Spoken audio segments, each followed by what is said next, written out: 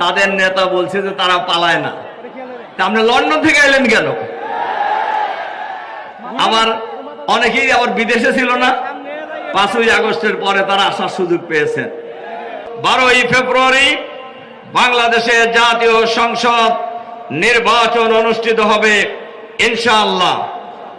এই নির্বাচনে বাংলাদেশের মানুষ চাঁদাবাজের বিরুদ্ধে, দুর্নীতির বিরুদ্ধে, সন্ত্রাসের বিরুদ্ধে, দখলবাজির বিরুদ্ধে,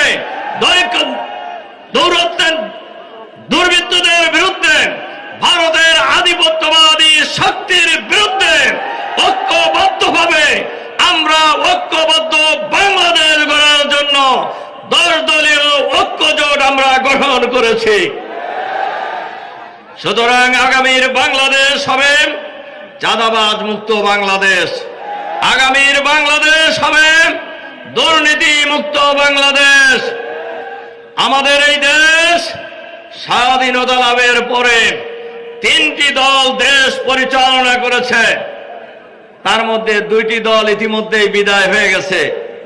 এখন আর একটি দল আছে যারা ক্ষমতায় যাওয়ার জন্য প্রায় পাগল। তারা আগে ক্ষমতায় ছিল কিনা? দুর্নীতিতে কয়বার চ্যাম্পিয়ন হয়েছে? 5 বার। মাশাআল্লাহ, সিরাজগঞ্জ লোক তো ভালোই জানেন, দেখা যায়।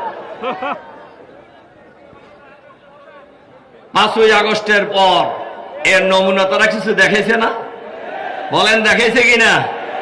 দেখাইছে। সুতরাং এরা যদি আবার ক্ষমতায় যায়, দুর্নীতিতে কয় নাম্বার হবে? হ্যাঁ, সিরাজগঞ্জ চাঁদাবাজি নাই, দুর্নীতি নাই। দুর্নীতিতে বহু লোক জেল খাটছে না? খাটছে কিনা? আমার দেশ থেকে চলেও গেছিল।